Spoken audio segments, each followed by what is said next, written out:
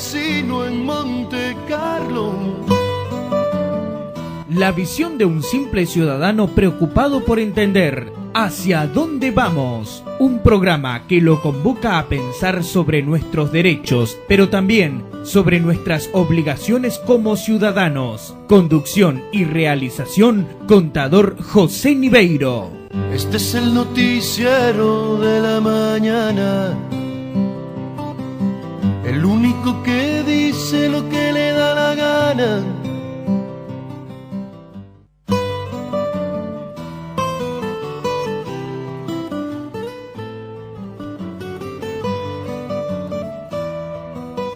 Buenos días, iniciamos nuestro programa del día 3 de septiembre de 2016, cuando son las 8:01 por Radio Chart 89.1, FM Taqui 88.5, FM Mercedes 90.5, programa que emitiremos nuevamente por LT42, Radio de Liberá, el domingo 4 de 8 a 9 de la mañana.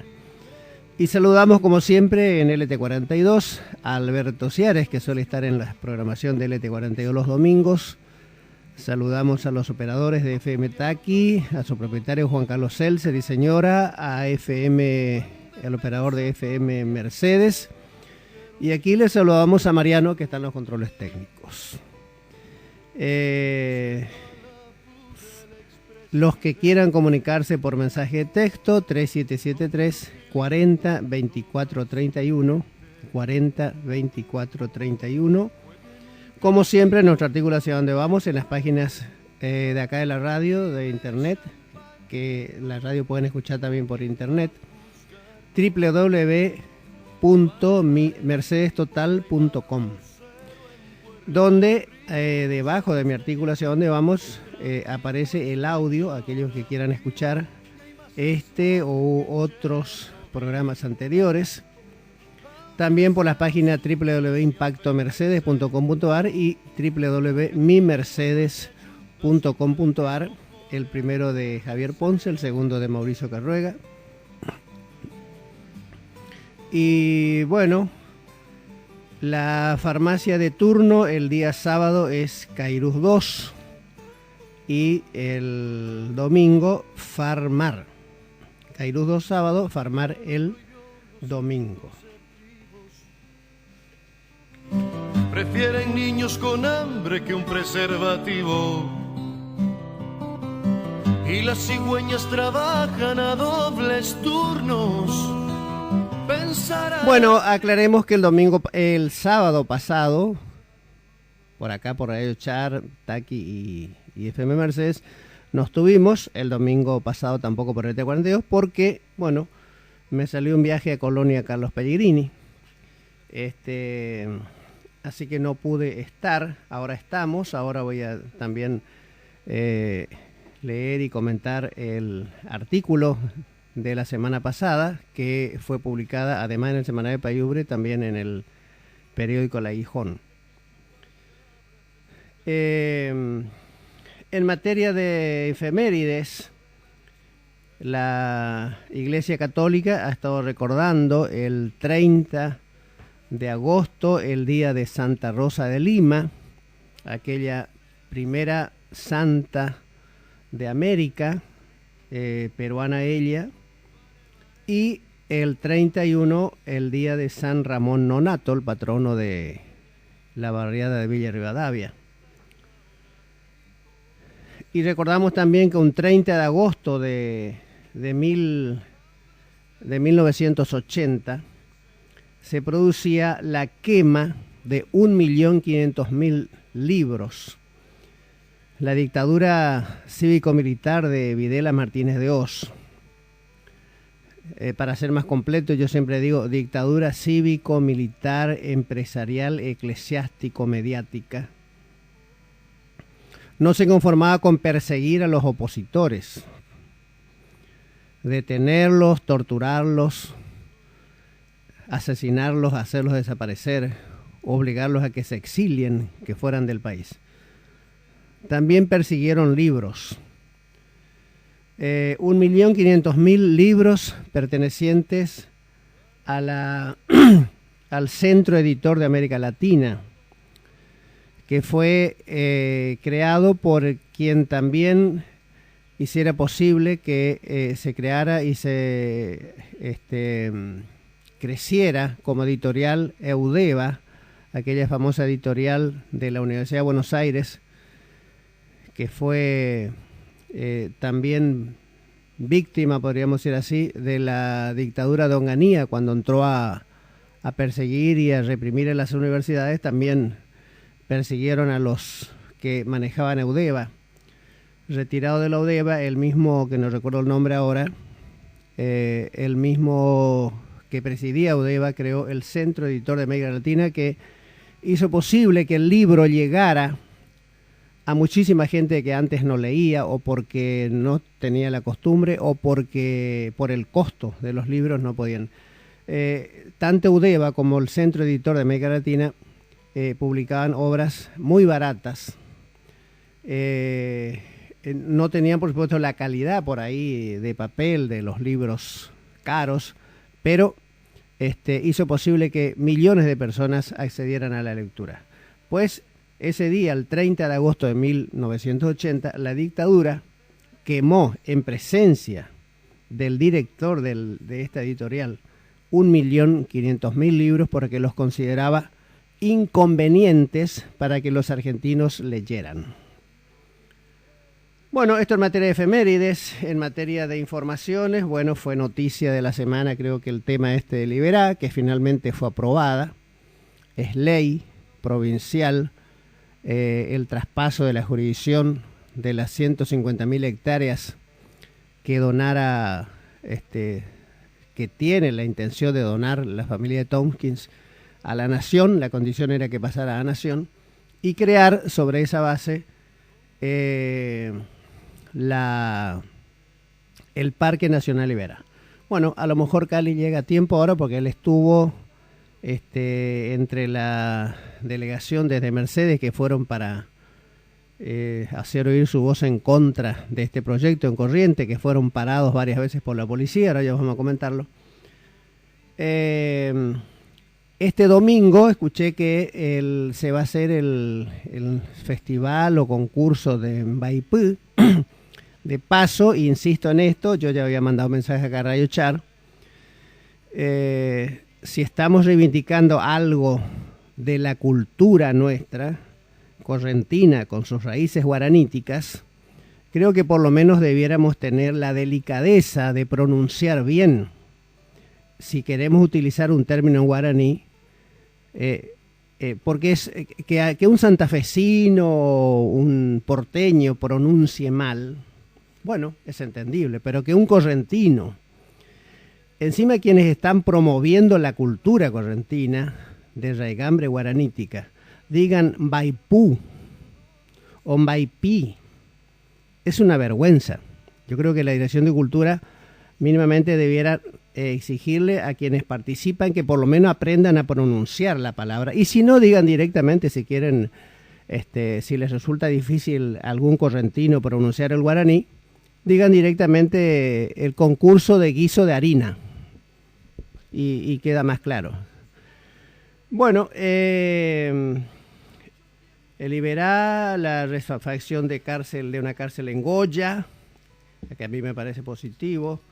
Y a nivel nacional, la marcha y, bueno, toda la situación económica, social del país.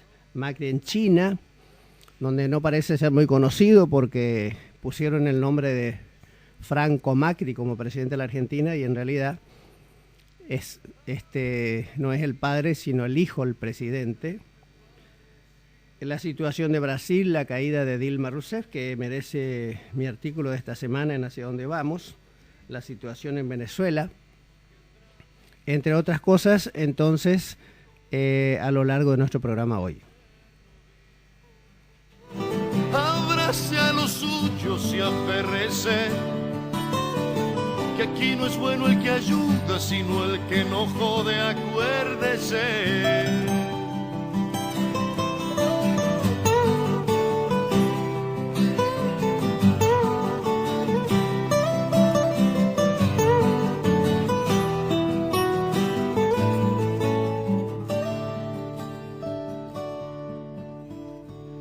Bueno, vayamos a los titulares del semanario Paiure esta semana, que dice, del viernes 2 de septiembre, Consejo Deliberante, buscan que el municipio publique licitaciones y concursos de precios. El miércoles, San Ramón vivió su fiesta. Otra vez vuelve la preocupación, detectan casos de leishmaniasis. En una semana tuvieron 5 casos confirmados. La economía que nos duele a todos por salpicón, más o menos dice que estamos mal, nadie lo duda, que nos han robado funcionarios del más alto nivel. Hemos visto por TV, pero ¿cómo es posible que no se pueda mejorar algo de la economía? Y bueno, se refiere a la economía familiar también. Dice, un país que produce alimentos, que tiene recursos naturales, que puede generar su propia energía, que todo aquel que tiene un pedacito de terreno es rico porque puede producir no solamente animales, vacas, ovejas, también tener pollos, gansos, patos, abejas, frutales, hierbas, medicinales, en fin, un abanico de posibilidades. Bueno, ese es el tema de salpicón en esta semana. La semana próxima se conocerá la sentencia en el robo a Gómez. Se juega la fecha postergada en fútbol local. Municipio, apertura de calle y vereda para la escuela número 6. Además se colocaron las rampas que donó el Rotary de Mercedes. Comisaría Segunda, profundizan controles de tránsito. Se reprogramó la fecha suspendida. En la contratapa toda la información deportiva en el semanario Paiure. Y el periódico El Aguijón, que salió el 31 de agosto, tiene los siguientes títulos: una hormiga en problemas de candidata a gobernador a sospechoso por enriquecimiento ilícito. Y se refiere a Pedro Gerardo Casani, alias Perucho, presidente de la Cámara de Diputados y ex liberal, actualmente uno de los líderes de ELI, la nueva formación liberal que se separó del Partido Liberal. Dieron de alta a la Beba del Milagro en el hospital de Corrientes. Cámara de Diputados de Corrientes, hasta con bosta se construye el rancho. El gobernador Colombi convenció, entre comillas, a 4 diputados del PJ que votarán con eco a favor de la entrega de los esteros de Liberá. Liberaron a jóvenes detenidos por la muerte de Lucas Bevans, el muchacho golpeado que dicen que no murió por los golpes, sino por neumonía. O sea que en todo caso habrá que buscar la responsabilidad de los médicos que lo atendieron, ¿no? Noticias de último momento, Colombi muestra que a pesar de que se está retirando, todavía mantiene algo de poder. Un colectivo con personas de Mercedes que viajaban a Corrientes en defensa de la entrega de Liberá, fue demorado en todos los controles policiales a la altura de Sombrero, lo dejaron retenidos y manifestantes cortaron la ruta hasta que las liberaron el paso, ¿no? Tuvieron la suerte de que pasara por allí el exdiputado Martínez Llano, que se comunicó rápidamente con el juez federal de Corrientes y dio intervención a la Gendarmería y que hizo posible que fuera liberado el colectivo y pudieran seguir su camino hasta la ciudad de Corrientes. Colombi presentó el proyecto de reforma de la Constitución y en la contratapa del periódico El Aguijón dice: otro papelón de los ediles opositores, del ridículo no se vuelve. Papelón tras papelón, concejales de la oposición quedaron nuevamente en ridículo ante la ciudadanía de Mercedes, ya que la justicia determinó que Diego Tape Caran puede ser secretario de gobierno. Recordemos que el Consejo Deliberante es su mayoría opositora, oposición del radicalismo, liberalismo, ELI y la nueva opositora a Víctor Semoray, que fue electa con él, Analía Velázquez, que todavía conserva el título de presidente del Partido Socialista, que está votando junto con los radicales. Y bueno, y está en la tapa, en la foto, mejor dicho, de todos los concejales opositores a Víctor Semoray que le votaron en contra de que fuera designado Diego Caram como secretario de gobierno, y que son, dice acá, los concejales opositores: Gerardo Condado, en Radical; Juanchi Vallejo, Radical; Mariel Mesa, Radical; Claudia Sánchez, Radical; Analía Velázquez, peronista al servicio del radicalismo ahora; Silvero, liberal, que fue electo también con Víctor Semborain, pero que se dio vuelta a los pocos días; y el presidente del cuerpo, Daniel Anzola. Bueno, acá recuerda que ya habían votado antes, también habían intentado impedirle a Víctor la asunción como intendente, y dice en ese momento también la justicia les dijo que estaban equivocados. Ahora nuevamente la justicia les dice están equivocados. Estos personajes, dice la Gijón, que desde hace tiempo solo tratan de destruir y obstruir la tarea del Ejecutivo, deberían ponerse a trabajar realizando proyectos para bien de los mercedeños y no perder el tiempo en chicanas absurdas, y que la realidad los está mostrando qué clase de personajes son en toda su dimensión.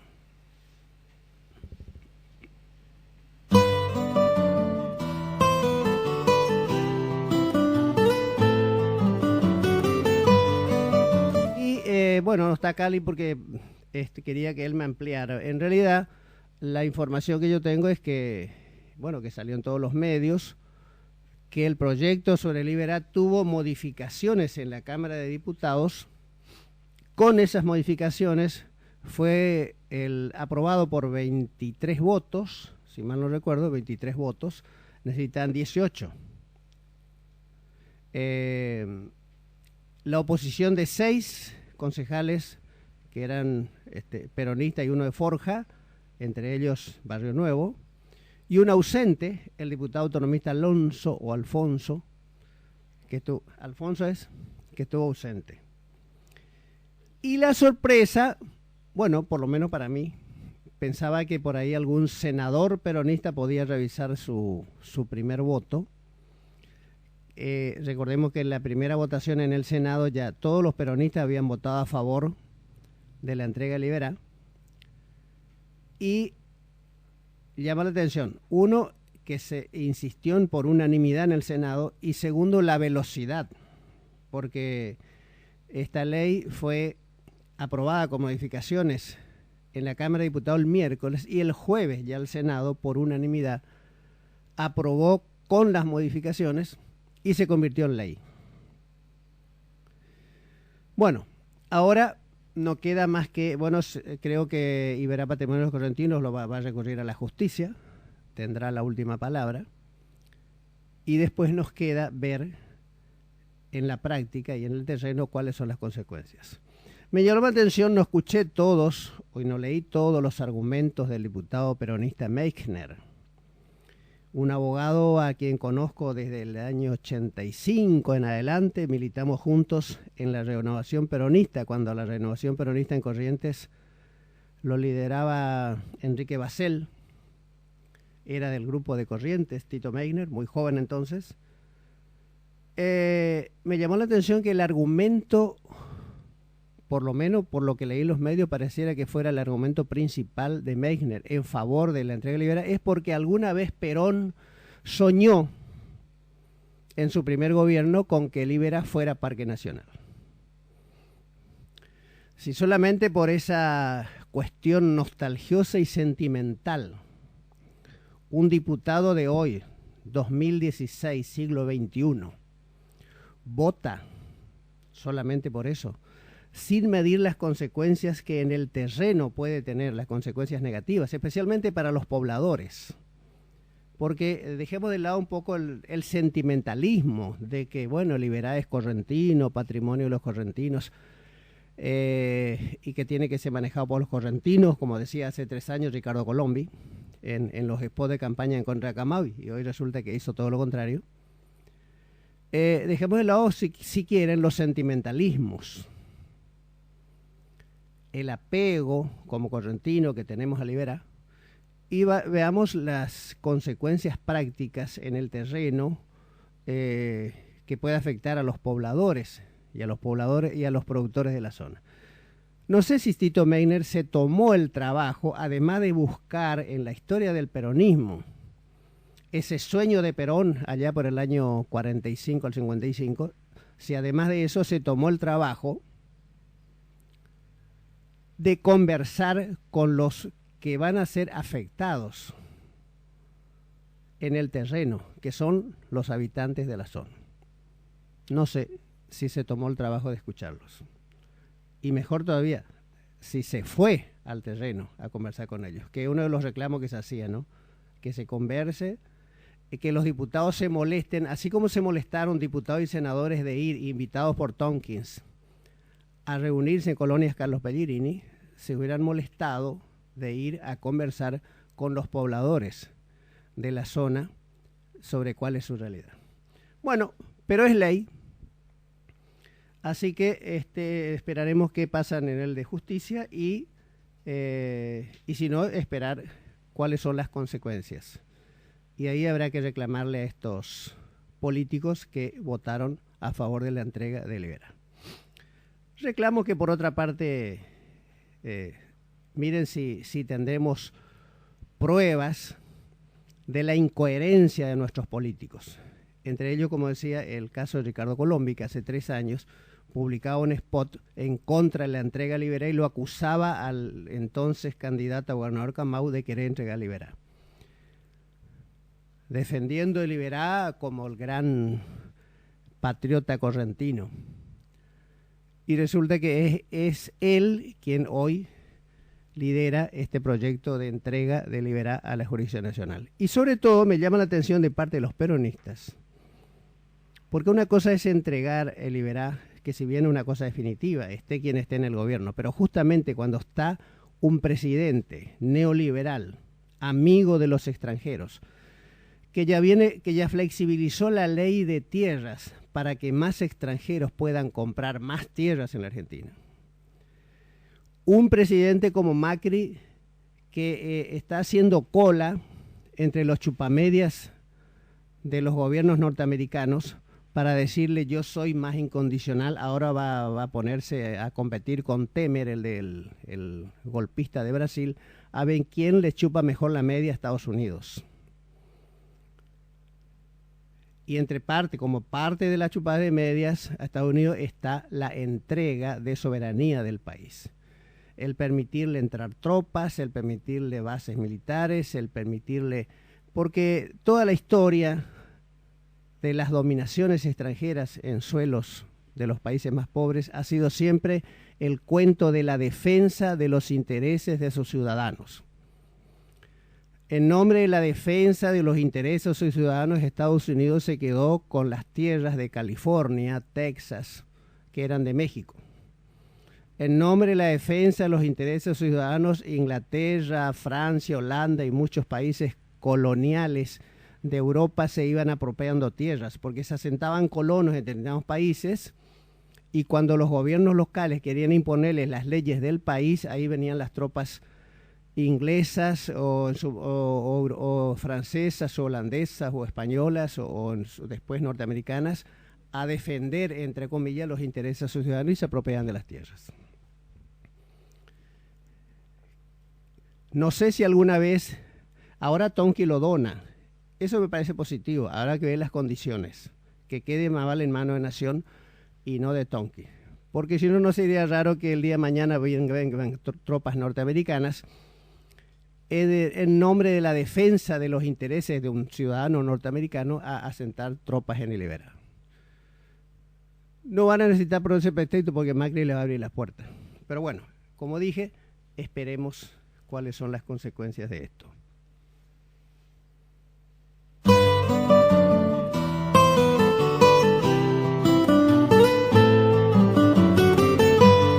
Vamos a un primer tema que tenés, Mariano, para ofrecernos ahí. Mario Bofill y estudiante del interior.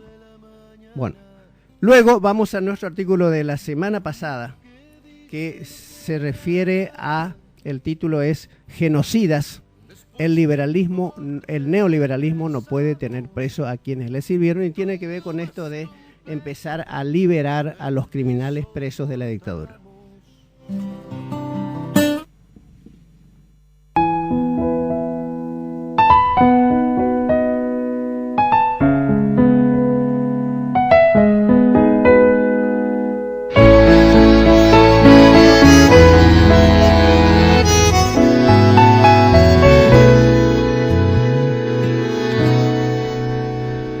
Recuerdo que buscaba con mis padres un lugar donde alojarme, pues yo soy del interior. Comenzaba mi vida de estudiante y con ropas elegantes me presenté a la ciudad. Regresaba, eso sí, cada semana, pues aún yo no cortaba el cordón umbilical.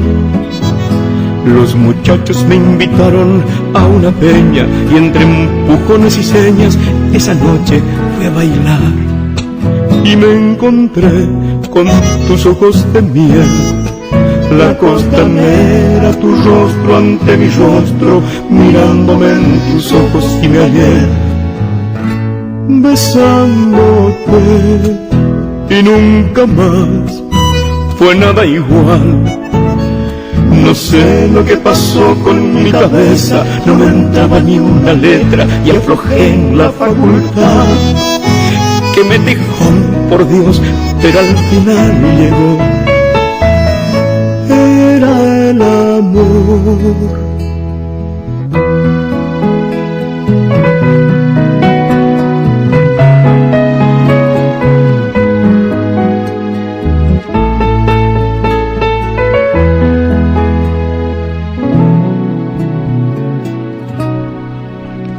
A mi padre lo vi algo distinto y le dije despacito si es que algo andaba mal. A mi cabello largo lo miraba, es que el corte a la romana siempre te quedaba bien. Él se fue en un fin de semana, justamente yo no estaba y me partió el dolor. Se espaciaron los regresos a mi casa, su recuerdo me doblaba y lloraba en la pensión. Y me encontré con tus ojos de miel, no olvidaré tu mano con mi mano, en silencio caminamos y me vi besándote y nunca más fue nada igual. Y vinieron los engrudos y carteles, pasacalles y reveses de mi lista dignidad. Pero al final tendré tus ojos de miel. Era el amor.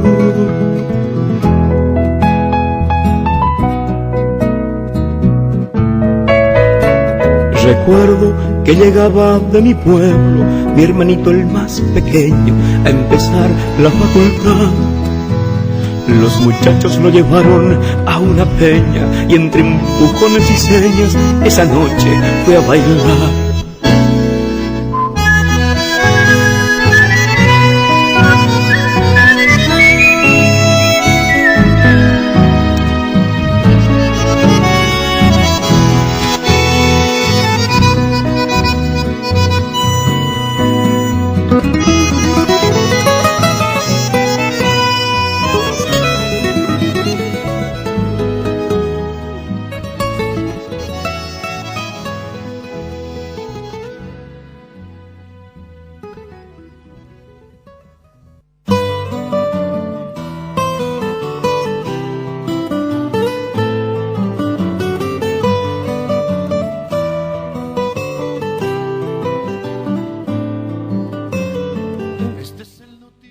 En el mes de la primavera y de los estudiantes, escuchábamos a Mario Bofill en su tema Estudiante del Interior. Bueno, para terminar la parte provincial, digamos que estuvo en estos días el gobernador en Goya, refaccionando, ampliando, mejorando la cárcel de Goya, ¿no? Yo siempre digo, ojalá en vez de hacer cárceles, hagamos más escuelas, más hogares.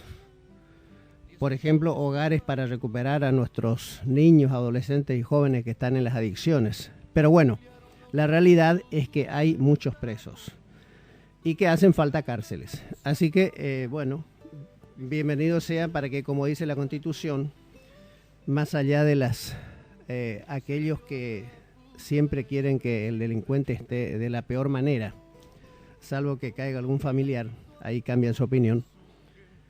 Es importante que las cárceles sirvan no para crear mayor resentimiento y mayor odio contra la sociedad, sino para que, como siempre se dice, reinsertar, resocializar, preparar los que estudien, que trabajen, que se hagan un oficio mientras están en la cárcel para salir con posibilidades de llevar una vida decente y honesta una vez que salen.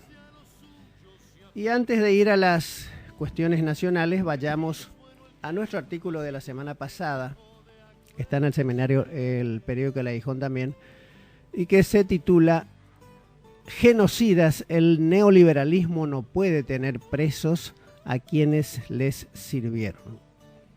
Los indultos de Menem. Al presidente Alfonsín, los cara pintadas, encabezados por Aldo Rico, que hoy se sienten reivindicados por Macri, desfilaron y Macri dijo que estaba bien con el ejército el 9 de julio. Decía, los carapintadas le sacaron a Alfonsín mediante levantamientos las leyes de obediencia debida, según la cual el que torturó, violó, asesinó y robó no es culpable, porque lo hizo cumpliendo órdenes. Y de punto final, por ley, se dio por terminados los juicios. Y recordemos, sobre el primer punto, eso de la obediencia debida, que el general Balsa, siendo jefe del ejército, en la época de Menem, sentó la posición de que ningún militar está obligado a cumplir órdenes ilegales. Menem, en cambio, no necesitó presión. Él no podía desarrollar su política neoliberal, manteniendo preso a quienes hicieron posible su aplicación a partir de 1976, es decir, de la política neoliberal. Por eso liberó a todos los criminales que cumplían condenas, los criminales de la dictadura, encabezados por Videla y muchos otros, que fueron los que hicieron posible la aplicación de las políticas neoliberales de Martínez de Oz y los que le siguieron. Menem no podía mantenerlos presos y los liberó con el mentiroso argumento de la pacificación y la unidad entre los argentinos. Para compensar, también liberó a los jefes guerrilleros que estaban condenados, entre ellos Mario Firmenich. A alguien se le ocurre pensar que las democracias occidentales hubieran liberado a los criminales y genocidas nazis en nombre de un supuesto afán de pacificación y unidad entre los hombres. El caso de Rudolf Hess, criminal nazi condenado a prisión perpetua el 1 de octubre de 1946, luego de terminada la Segunda Guerra Mundial. Murió en la cárcel de Spandau, Berlín, el 17 de agosto de 1987, a los 93 años. Jamás salió de prisión, al igual que otros genocidas. La justicia aliada nunca atendió reclamos de humanitarismo, seguramente en la convicción de que no podía darse ese beneficio a quienes violaron todas las normas elementales de humanidad, como dijo Ernesto Sábato en el informe Nunca Más, refiriéndose a nuestros dictadores. La actual restauración neoliberal de Macri sigue la línea. El diario La Nación, vocero del liberalismo fascista, y esto aunque parezca contradictorio, ¿no? Porque la palabra liberal, es decir, la aparición del liberalismo en la época de los reyes tiranos, reyes absolutistas, que gobernaban ellos diciendo que recibían su poder de Dios y no respetaban nada, no había división de poderes, no había elección, el pueblo no votaba. Frente a esos reyes absolutistas surgió el liberalismo y en ese momento fue positivo. Surgió defendiendo en contra de ese absolutismo monárquico, en contra de los abusos, a favor de las libertades. Bueno, así, para eso surgió el liberalismo, hasta que se apropió el capitalismo de las ideas y finalmente terminaron haciendo lo mismo que los reyes absolutistas. Y digo liberalismo fascista porque fascismo, se le dice fascismo a todo aquello que se hace por la fuerza, mediante la fuerza. Y el liberalismo acá cuando no pudo más ganar elecciones después de 1916, llegó al gobierno y impuso medidas por sus intereses siempre a través de la fuerza, apoyando todas las dictaduras. Por eso hablo de el diario La Nación, vocero del liberalismo fascista de la Argentina. Fue el primero en reclamar el fin de los juicios contra los criminales de la dictadura. Sabemos que a ese diario y a quienes le expresa no les conmueven razones de humanidad o de unidad nacional. Si les hubiera interesado, no habrían ocultado y sido cómplices de los crímenes de la dictadura. Para ellos, los criminales deberían ser considerados héroes de la patria, como lo reclamaban Videla y sus subordinados. La familia Macri pasó de unas 7 empresas a tener unas 46 al final de la dictadura y con sus millonarias deudas pasadas al Estado. La Nación y Clarín se quedaron con la única empresa proveedora de papel diario gracias al apriete, secuestro, tortura y amenazas de muerte de los dictadores sobre sus propietarios. Entonces, ¿qué pueden tener La Nación y Clarín en contra de los genocidas nazis argentinos? Nuevamente, razones de humanidad. Se los quiere presentar como unos pobres viejitos. Basta leer el informe Nunca Más para saber quiénes son. No cuestionamos el arresto domiciliario cuando por problemas de salud no puedan ser tratados en la cárcel. Pero ahora se quiere generalizar. El gobierno de Macri dice que es tema de la justicia, pero ordena a los fiscales no apelar las decisiones de nuestros acomodaticios jueces. Peor aún, como tuvieron por lo menos unos 30 años de impunidad, la mayoría pasa los 70 años. ¿A qué apunta este humanitarismo, entre comillas? A que los juicios pierdan razón de ser porque todos tienen más de esa edad. Y así estaremos de nuevo frente a la impunidad.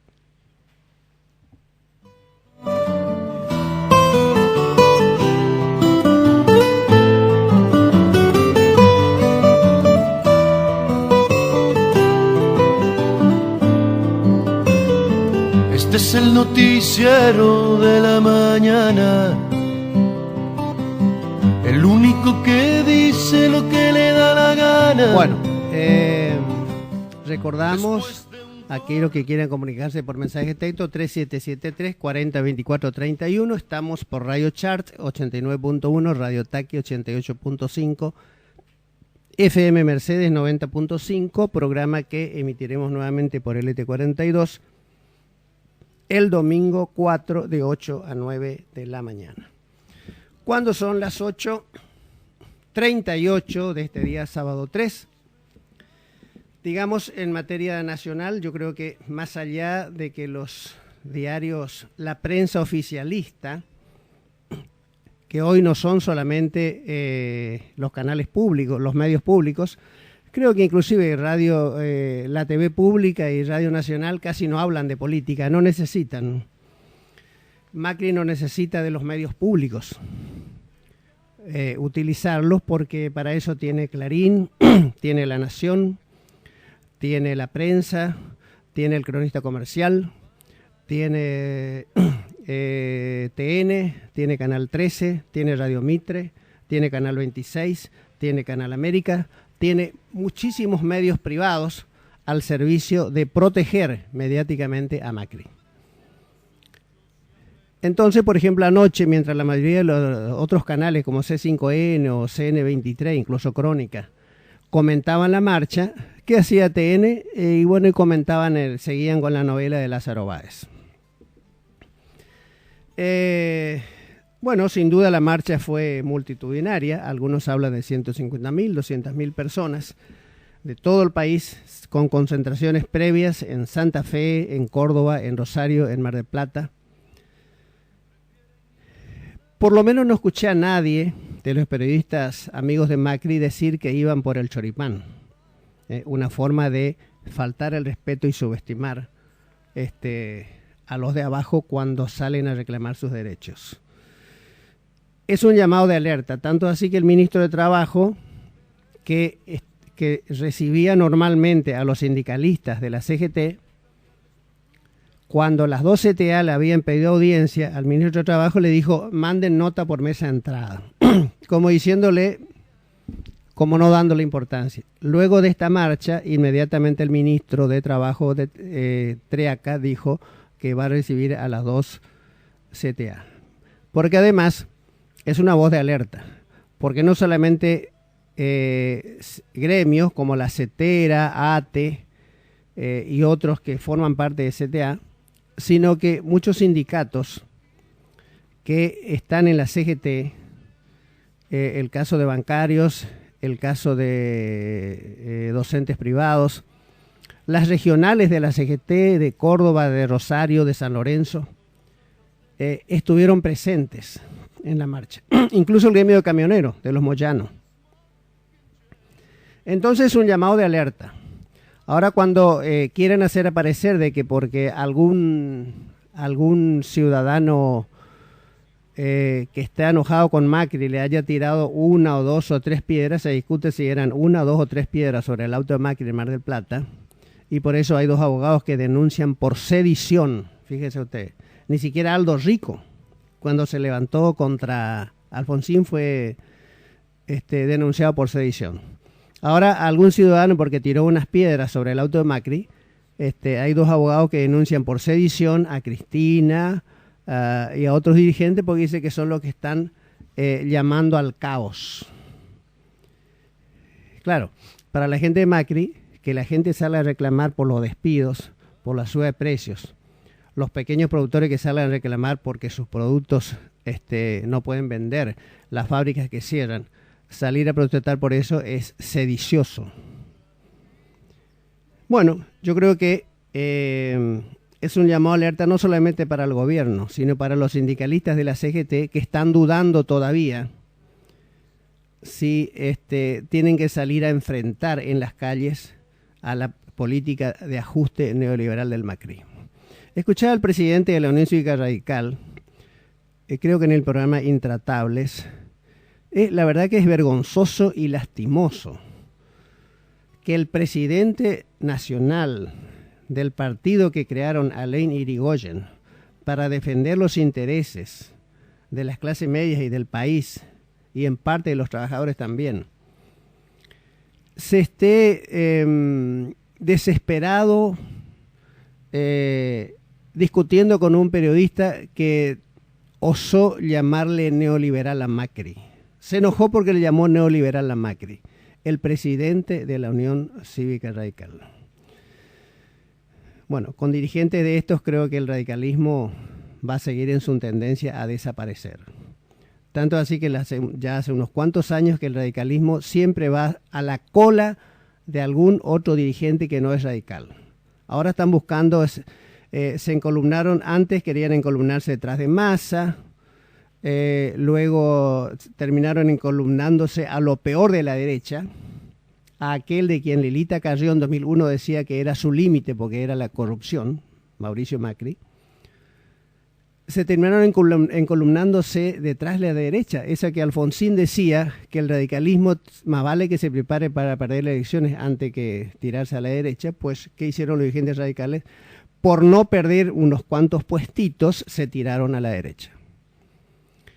Y hoy están buscando si siguen alineados algunos con Macri, si otros siguen alineados con Massa.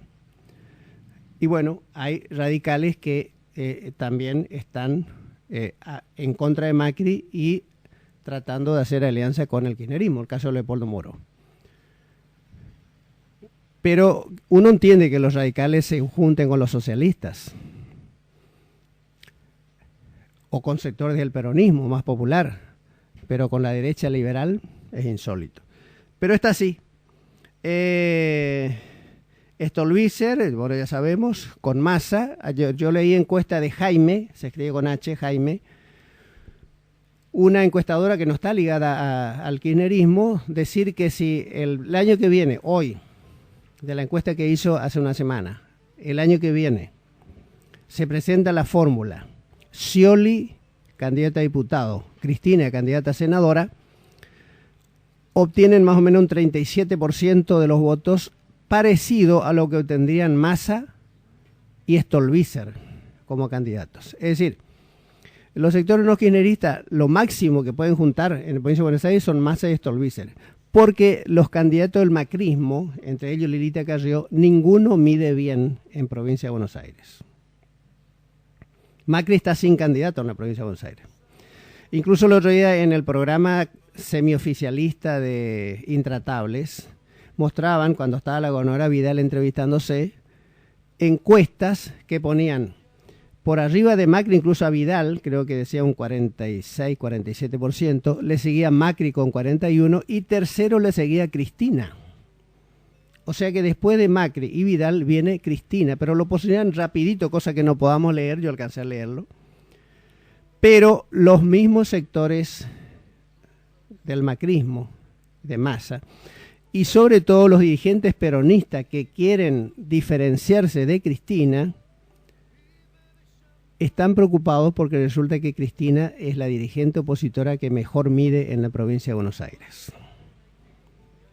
Así que esa es la situación. Por eso es que Gioja no sabe si se va con ese grupo de gobernadores encabezado por el gobernador del Chaco y de intendentes, el Bordet de Entre Ríos, que quieren deskirchnerizar el peronismo,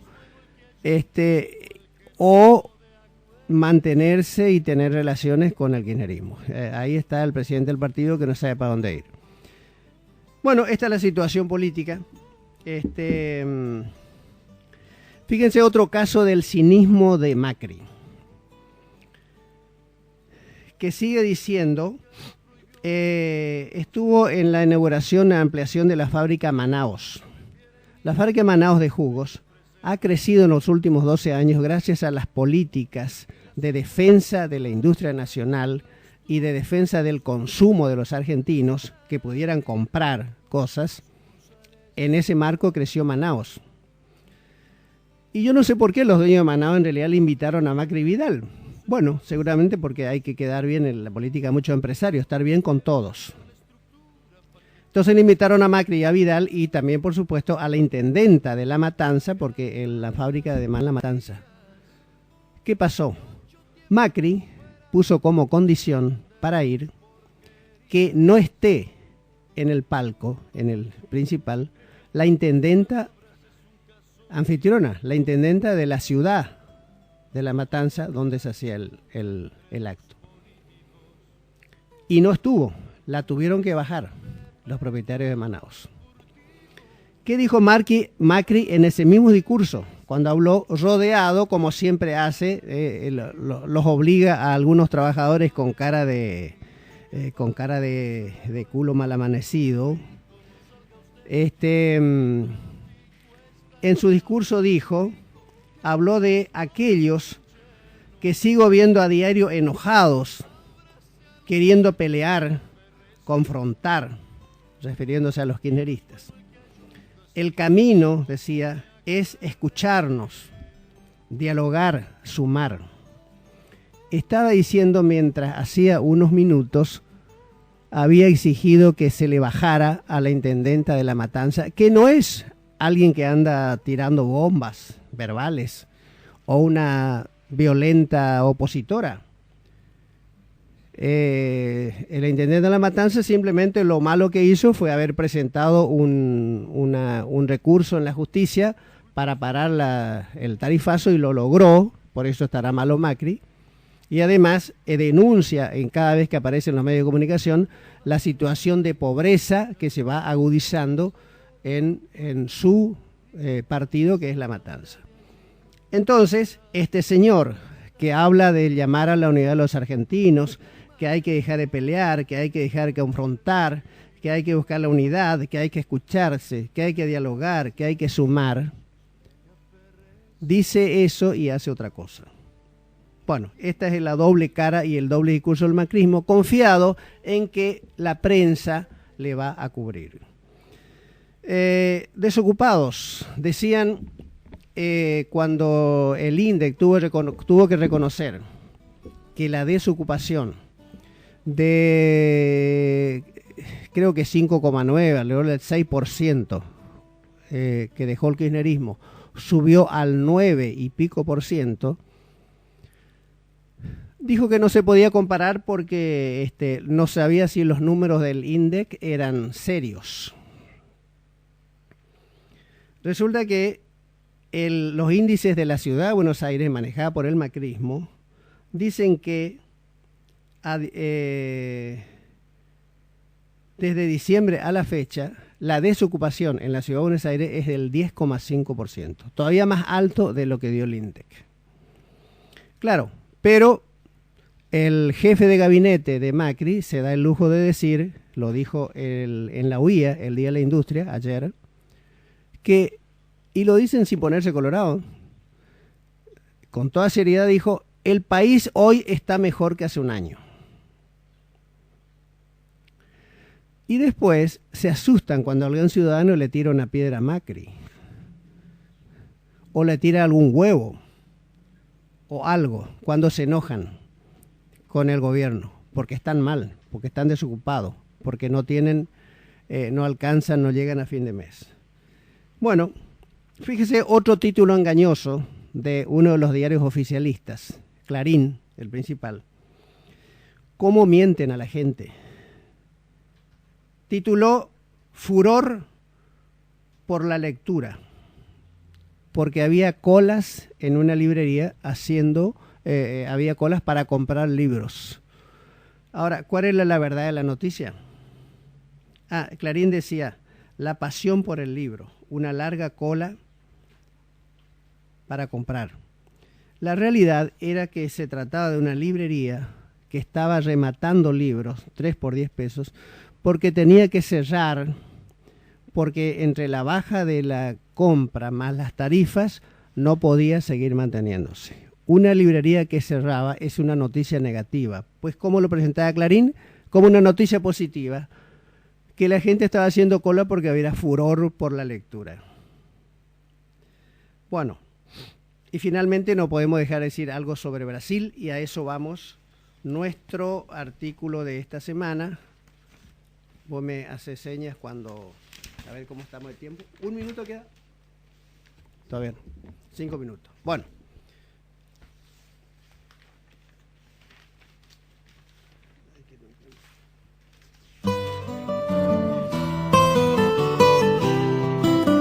Sobre lo que pasó en Brasil. Traidores y corruptos pudieron más que 54 millones de brasileños que fueron los que llevaron al gobierno a Dilma Rousseff. Antes Honduras, ahora Paraguay.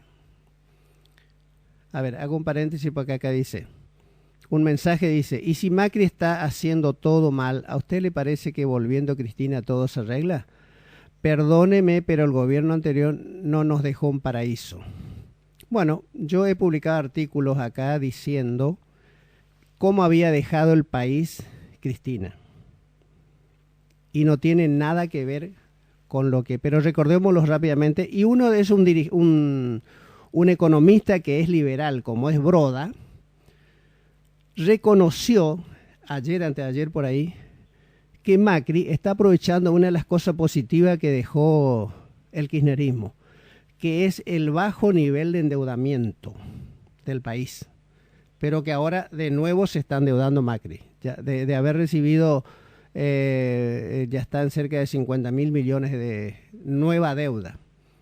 Y simplemente recordemos rápidamente cuánto estaba la inflación en octubre, cuando se anunciaba que Macri ganaba las elecciones. La oposición reconocía que andaba alrededor entre el 20 y el 25%. ¿Cuánto está hoy? 45%. La desocupación, 6%. Hoy, 10%. El endeudamiento estaba entre los países más desendeudados. Hoy estamos en unos 50.000 millones más de deudas. El famoso cepo cambiario, que a quién le perjudicaba. Le perjudicaba a los grandes grupos económicos que tenían guardado dólares y sus cosechas, y que si el dólar subía ganaban plata, pero perdían todos los argentinos porque subía la inflación. Los únicos favorecidos con ese famoso éxito de salir del cepo, que el dólar fuera de 10, 15, fueron los grandes grupos económicos que tenían dólares guardados o cosecha guardada y pudieron cobrar. No le llegó ni siquiera al pequeño productor, y si no, los productores de Río Negro no estarían tirando sus frutas. La situación, el consumo. Basta con ver cómo los argentinos veraneaban en los años del kirchnerismo y cuántos hoy pueden darse el lujo de hacerlo. Son datos de la realidad, no tiene nada que ver con la ideología. Bueno, vayamos a nuestro artículo. Decía, antes Honduras y Paraguay. Las élites de derecha latinoamericanas han demostrado que no tienen ni escrúpulos ni límites cuando se trata de defender sus privilegios. Impusieron dictaduras sangrientas cuando les fue posible, acompañados y alentados siempre por los Estados Unidos. El triunfo de gobiernos que se proponían mejorar la situación de sus pueblos alarmó a aquellas élites ligadas a los poderosos del mundo. El desprestigio de su partido militar no hacía posible generar los golpes tradicionales. Entonces recurren a su prensa concentrada para engañar y manipular a la opinión pública. En Honduras apelaron al golpe tradicional, el ejército, porque el presidente Zelaya quería consultar al pueblo sobre una reforma constitucional que democratizara más el sistema político. Es decir, simplemente cuando el presidente quiso consultar al pueblo para hacer una reforma, lo echaron. En Paraguay simplemente los conservadores colorados tuvieron que convencer a los conservadores liberales, aliados del expresidente Lugo, para que lo traicionaran.